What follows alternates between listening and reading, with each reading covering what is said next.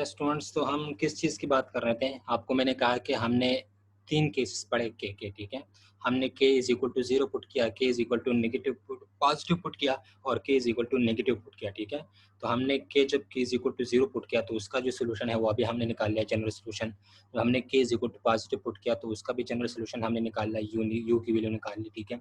और हमने जब k is equal to negative put किया तो उसका जो जनरल सॉल्यूशन है u की जो वैल्यू है वो हमने निकाल ली, ठीक है? उसको हमने क्या नाम दिए थे? क्वेश्चन नंबर 5, 6 और 7, ठीक है? क्वेश्चन नंबर 5, 6 और 7 जो है ये हमारे पास क्या आए थे?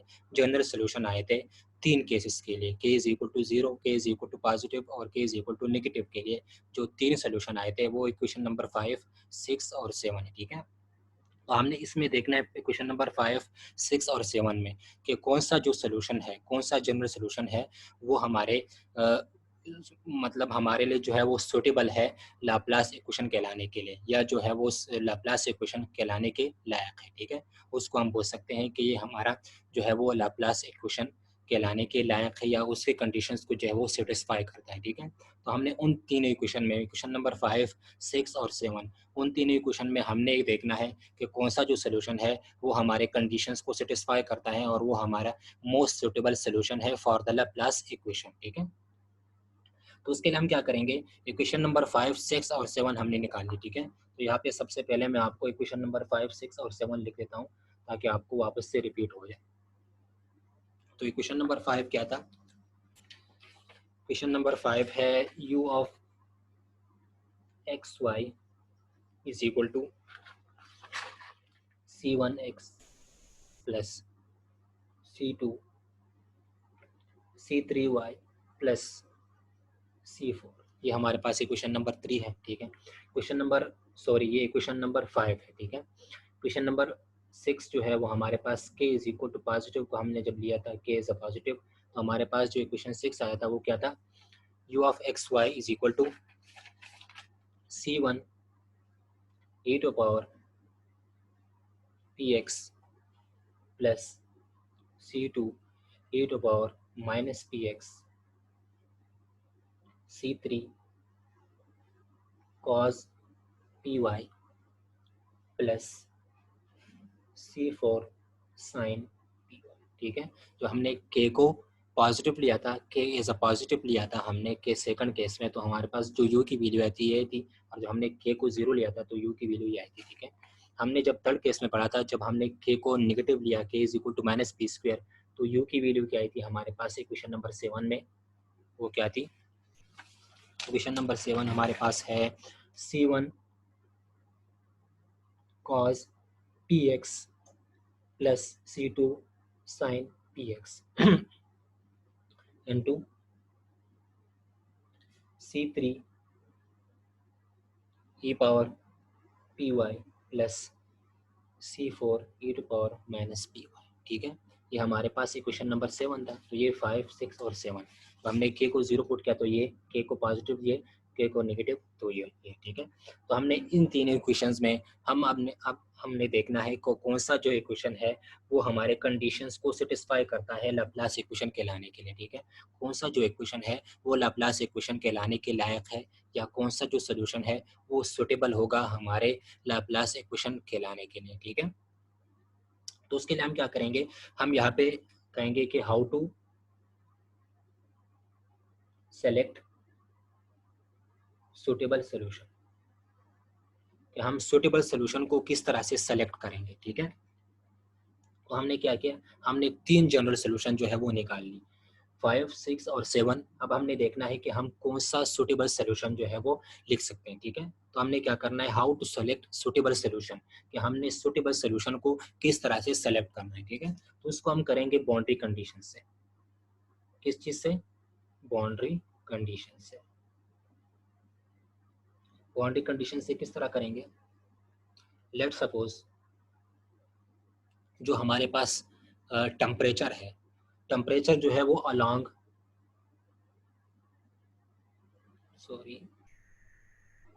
हमारे पास जो टेम्परेचर है वो अलोंग वाई एक्सिस इनफाइनाइट की तरफ जा रहा है, ठीक है? मतलब हम उसको, उसका जो टेम्परेचर है एक बॉडी का, उसके टेम्परेचर को हम अलोंग वाई एक्सिस जो है उसको इनफाइनाइट तक लेके जा रहे हैं, मतलब वो अलोंग वाई एक्सिस पे हम उसकी टेम्परेचर को इंक्रीज करते जा रहे हैं, ठीक है।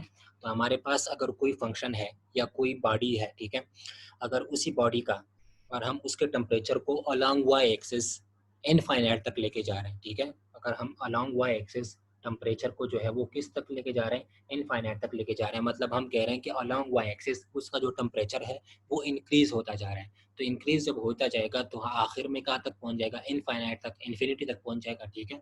तो हम कह रहे हैं कि अलोंग वाई एक्सिस जो टेम्परेचर है किसी बॉडी का अगर वो इनफाइनाइट तक जा रहा है, ठीक है, ये आपको मैं यहाँ पे दिखा देता हूँ कि हमारे पास जो टेम्परेचर है, ठीक है,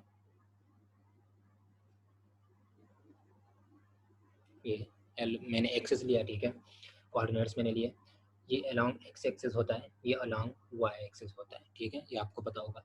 अच्छा, मैं कह रहा हूँ कि अगर टेम्परेचर जो है वो अलोंग वाई एक्सिस इनफाइनाइट हो रहा है, इनफाइनाइट की तरफ जा रहा है, तो यहाँ पे देखें अगर टेम्परेचर इनफाइनाइट है, ठीक है, तो टेम्परेचर जो है वो इंक्रीज होगा। इसका मतलब ये है कि अलोंग वाई एक्सिस, ठीक है, ये क्या है, अलोंग वाई एक्सिस है, अलोंग वाई एक्सिस जो टेम्परेचर है वो क्या हो रहा है, इंक्रीज हो रहा है, इनफाइनाइट हो रहा है। इसका मतलब ये है कि वाई एक्सिस जो है वो किस की तरफ जा रहा है, इन्फिनिटी की तरफ जा रहा है, ठीक है। तो हमारा जो y होगा वो किस की तरफ जाएगा, इन्फिनिटी की तरफ जाएगा, ठीक है।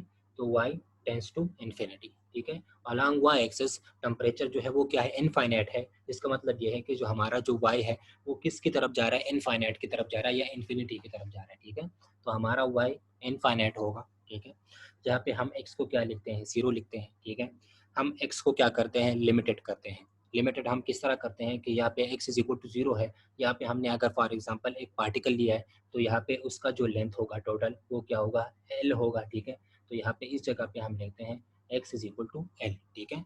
तो हमने x को क्या किया है, अलोंग x एक्सिस हमने उसको लिमिटाइज कर दिया, ठीक है। हमारी जो बॉडी है उसका लेंथ क्या है, l है, ठीक है। तो इस कोऑर्डिनेट पे या इस ओरिजिन पे इसका जो इसका जो लेंथ होगा वो क्या होगा, 0 होगा, ठीक है। तो यहाँ पे हम 0 लेंगे, ठीक है।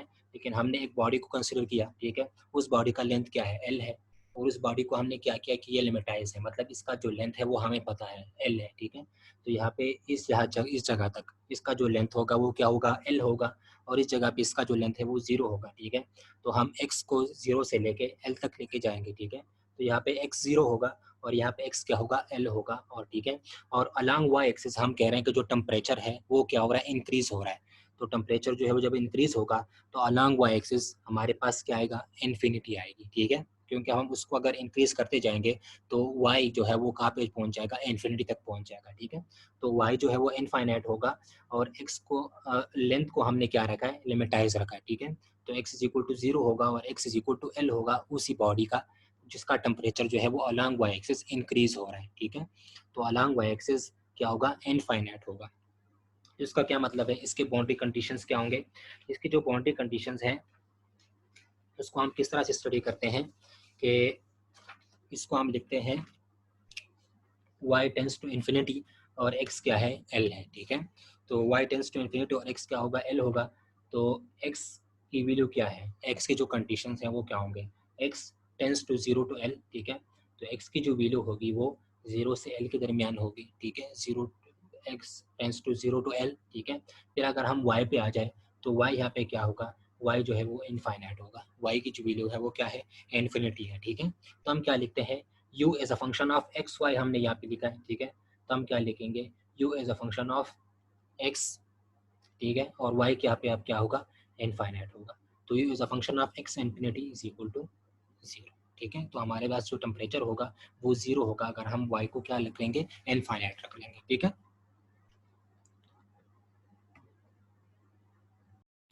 तो आई होप आपको समझ आ गई होगी इस चीज़ की।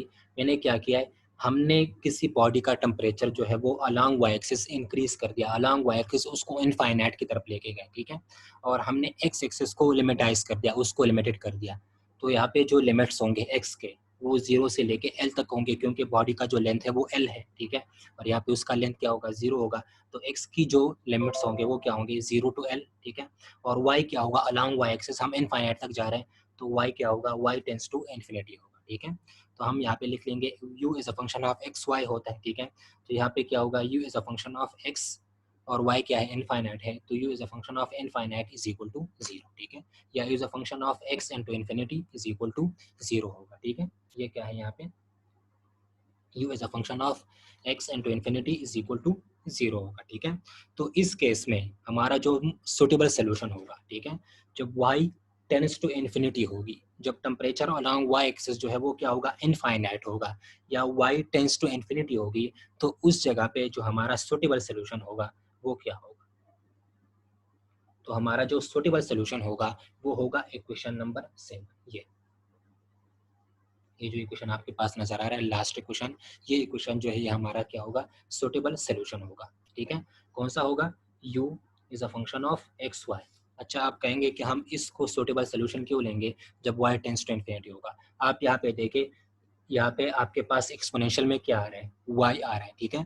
तो जिस जगह पे आपके पास एक्सपोनेंशियल में y आ रहा हो, ठीक है, और y टेंड्स टू इन्फिनिटी हो, तो उसी इक्वेशन को आप सुटेबल सोल्यूशन लेंगे लाप्लास इक्वेशन के लिए, ठीक है। तो हमारा जो सुटेबल सोल्यूशन होगा लाप्लास इक्वेशन के लिए, y tends to infinity case के लिए, तो जिस जगह पे आपके पास y जो है वो एक्सपोनेंशियल के फॉर्म में आ रहा है जिस इक्वेशन में, वो इक्वेशन जो है वो हमारा जनरल सोल्यूशन होगा, या वो जो है वो हमारा सुटेबल सोल्यूशन होगा लाप्लास इक्वेशन के लिए, ठीक है। तो हमारा जो इक्वेशन नंबर 7 है वो क्या है, u of x y is equal to c1 cos px plus c2 sin px c3 e power py plus c4 e power minus py, ठीक है। यहाँ पे मैंने लिखा हूँ, अगर आपको नजर नहीं आ रहा, u x y is equal to this, ठीक है। यहाँ पे इसके साथ क्या है, c3 e to power py plus c4 e to power minus py। तो मैं क्या कह रहा था कि हमारे पास अगर y टेंस टू इन्फिनिटी है, अगर हम y अलोंग y एक्सिस हम इनफाइनाइट तक जा रहे हैं, तो हमारे पास जो सुटेबल सोल्यूशन होगा लैप्लास इक्वेशन के लिए वो होगा इक्वेशन नंबर 7, ठीक है। क्योंकि इक्वेशन नंबर 7 में यहाँ पे जो y है वो क्या पे आया है, एक्सपोनेंशियल में आया है, ठीक है। तो आपने देखना है कि अगर y जो है वो टेंस टू इन्फिनिटी है, ठीक है, तो आपने उसी इक्वेशन को उठाना है या उसी सोल्यूशन को उठाना है जो जहाँ पे आपको एक्सपोनेंशियल में जो है वो पावर में y नजर आ रहा हो, ठीक है। जो हमारा जो एक्सपोनेंशियल है वो क्या हो, y के फॉर्म में हो, उसी इक्वेशन को आप कहेंगे कि ये हमारा सुटेबल सोल्यूशन है लैप्लास इक्वेशन के लिए, ठीक है। तो क्या कहा मैंने, आपको मैं फिर से रिपीट करवाता हूँ कि हमने लिया है y टेंस टू इन्फिनिटी, ठीक है। तो y टेंस टू इन्फिनिटी के लिए जो सुटेबल सोल्यूशन होगा लैप्लास इक्वेशन का वो क्या होगा, लैप्लास इक्वेशन के लिए जो सुटेबल सोल्यूशन होगा वो होगा इक्वेशन नंबर 7 जब y टेंस टू इन्फिनिटी होगा, ठीक है। तो हम यहाँ पे y टेंस टू इन्फिनिटी के लिए इक्वेशन नंबर 7 को सुटेबल सोल्यूशन क्यों ले रहे हैं लैप्लास इक्वेशन के लिए, क्योंकि यहाँ पे जो y है वो क्या है, एक्सपोनेंशियल के फॉर्म में आया है, ठीक है। तो यहाँ पे जो y टेंस टू इन्फिनिटी जिस केस में भी होगा, ठीक है, y टेंस टू इन्फिनिटी जिस केस में भी होगा, उस केस में आपने उसी इक्वेशन को या उसी सोल्यूशन को सुटेबल सोल्यूशन लेना है लैप्लास इक्वेशन के लिए जहाँ पे y जो है वो आपके पास एक्सपोनेंशियल के फॉर्म में आया हो, ठीक है। तो यहाँ पे आप देखें इक्वेशन नंबर 7 में y जो है वो किस फॉर्म में आया है, एक्सपोनेंशियल के फॉर्म में आ रहा है, ठीक है। तो हम कहेंगे कि इक्वेशन नंबर 7 जो है वो हमारा सुटेबल सोल्यूशन होगा लैप्लास इक्वेशन के लिए जब y टेंड्स टू इन्फिनिटी होगा, ठीक है। तो ये तो हो गया, ठीक है। अब हम आ जाते हैं दूसरे बाउंड्री कंडीशन पे, ठीक है। फर्स्ट बाउंड्री कंडीशन आपको समझ आ गया होगा कि अगर हम y टेंस टू इन्फिनिटी ले रहे हैं, ठीक है, अगर हम y टेंस टू इन्फिनिटी ले रहे हैं मतलब हम अलोंग y एक्सिस जो है वो इनफाइनाइट तक जा रहे हैं, तो हमारा जो सुटेबल सोल्यूशन होगा वो होगा इक्वेशन नंबर 7, ठीक है। जो लैप्लास इक्वेशन के लिए सुटेबल सोल्यूशन होगा वो कौन सा इक्वेशन होगा, इक्वेशन नंबर 7, ठीक है। जो y टेंस टू इन्फिनिटी होगा तो आपने उसी सोल्यूशन को देखना है जहाँ पे y जो है वो एक्सपोनेंशियल के फॉर्म में आ रहा हो, और उसी सोल्यूशन को आपने कहना है कि ये हमारा सुटेबल सोल्यूशन होगा लैप्लास इक्वेशन के लिए, ठीक है। जहाँ पे y क्या हो, एक्सपोनेंशियल के फॉर्म में हो, तो हमारा सुटेबल सोल्यूशन होगा लैप्लास इक्वेशन के लिए जब y टेंस टू इन्फिनिटी होगा, ठीक है। अच्छा, हम सेकंड केस को आप जब लेते हैं, बाउंड्री कंडीशन का जो सेकंड केस है वो क्या होगा कि अगर हम अलॉन्ग एक्स एक्सेस जो है वो इनफाइनाइट तक चली जाए और हम वाई को जो है उसको लिमिटाइज कर लें, ठीक है। अलॉन्ग वाई एक्सेस उसको हम लिमिटेड कर लें और हम एक्स में इनफाइनाइट तक चले जाएं। फॉर एग्जांपल ये एक्सेस है, ठीक है, कोऑर्डिनेट्स है। हम एक्स एक्सेस में ये हमारे पास क्या होता है, एक्स एक्सेस होता है, ठीक है। तो हम फॉर एग्जांपल एक्स एक्सेस में जो है वो इनफाइनाइट तक जा रहे हैं, एक्स एक्सेस में हम इनफाइनाइट तक जा रहे हैं, ठीक है। और वाई एक्सेस में हमने क्या रखा है, हमने इसको लिमिटेड रख दिया वाई एक्सेस में इस जगह पे, ठीक है। तो यहाँ पे जो लेंथ होगा है बॉडी का वो क्या होता है, y is equal to zero, ठीक है। x इज इक्वल टू भी जीरो होता है और y इज इक्वल टू भी जीरो होता है यहाँ पे इस ओरिजिन पे, ठीक है। तो यहाँ पे y is equal to zero रखेंगे और इस जगह पे जो लेंथ होगा वो क्या होगा, y is equal to l होगा, ठीक है। और हम क्या रख रहे हैं, हम अलॉन्ग एक्सिस उसको इनफाइनाइट कर रहे हैं, ठीक है। तो अगर हम अलॉन्ग एक्स एक्सिस इनफाइनाइट कर रहे हैं तो x टेंड टू इन्फिनिटी होगा, ठीक है। और हम क्या कर रहे हैं, अलॉन्ग y एक्सिस उसको लिमिटाइज कर रहे हैं, उसको लिमिटेड कर रहे हैं। तो यहाँ पे y जो है वो जीरो होगा और यहाँ पे जो लेंथ है y जो है वो किसके इक्वल होगा, l के इक्वल हो जाएगा, ठीक है, क्योंकि हम y एक्सिस की बात कर रहे हैं, ठीक है। तो सेकंड कंडीशन में मैंने क्या किया है, सेकंड कंडीशन में मैंने ये किया है कि हम y को जो है वो उसको लिमिटाइज कर रहे हैं, उसको लिमिटेड कर रहे हैं और x को हम कह रहे हैं कि x टेंड टू इन्फिनिटी। अगर x टेंड टू इन्फिनिटी है तो y यहाँ पे क्या होगा, टेंस y जो है वो l की इक्वल होगा, ठीक है। तो सेकंड जो कंडीशन है उसमें हम x टेंड टू इन्फिनिटी रखते हैं, ठीक है। अगर हम x हमारे पास किसी क्वेश्चन में आ रहा है या किसी सोल्यूशन किसी क्वेश्चन में आ रहा है x टेंड टू इन्फिनिटी और y को हमने लिमिटेड रखा है, तो उसके लिए हम जो सुटेबल सोल्यूशन है लैप्लास इक्वेशन का वो हम क्या लिखेंगे, ठीक है। तो अगर हम x को इनफाइनाइट रख रहे हैं, x इनफाइनाइट होगा तो y जो है उसको हम लिमिटेड रख रहे हैं, ठीक है। y को हम लिमिटेड कर रहे हैं, x को इनफाइनाइट कर रहे हैं, तो यहाँ पे y जीरो होगा, यहाँ पे y जो है वो l होगा और x जो है वो क्या होगा, इनफाइनाइट होगा। तो इसमें हम क्या कहेंगे कि y की जो वैल्यू होगी वो क्या होगी, जीरो टू l, ठीक है। y tends to zero to l, यहाँ पे y जीरो होगा, यहाँ पे y क्या होगा, l होगा, क्योंकि हम अलॉन्ग y एक्सिस की बात कर रहे हैं, ठीक है। और अलॉन्ग y एक्सिस हम उसको लिमिटेड कर रहे हैं, ठीक है। तो y tends to zero to l, ठीक है। और जो x होगा वो क्या होगा, x टेन टू इन्फिनिटी, ठीक है। तो x जो है वो क्या होगा, टेंस टू इन्फिनिटी होगा अगर हम x एक्सिस पे इन्फिनिटी की तरफ जा रहे हैं, ठीक है। और y में हम उसको लिमिटेड कर रहे हैं तो हमारे पास क्या होगा, y tends to zero to l और x जो है वो क्या होगा, इनफाइनाइट होगा, ठीक है। तो x में हम इन्फिनिटी की तरफ जा रहे हैं, y में हम जीरो से l तक जा रहे हैं क्योंकि हमने y में उसको लिमिटेड रखा है, ठीक है। और x में हम किस चीज़ की तरफ जा रहे हैं, इन्फिनिटी की तरफ जा रहे हैं, ठीक है। तो इस केस में हमारा जो u होगा वो क्या होगा, u is a function of x, यहाँ पे क्या है, इनफाइनाइट है तो इन्फिनिटी x की जगह और y यहाँ पे y, ठीक है। और ये किसके इक्वल होगा, जीरो के इक्वल होगा, ठीक है। तो u is a function of infinity and to y is equal to zero होगा, ठीक है। तो इस केस में जब x टेंड टू इन्फिनिटी होगा, इस केस में हमारा जो सुटेबल सोल्यूशन है लैप्लास इक्वेशन का क्या होगा, ठीक है। लैप्लास इक्वेशन के लिए जो सुटेबल सोल्यूशन है वो क्या, suitable solution for Laplace equation जब x टेंड टू इन्फिनिटी था, ठीक है।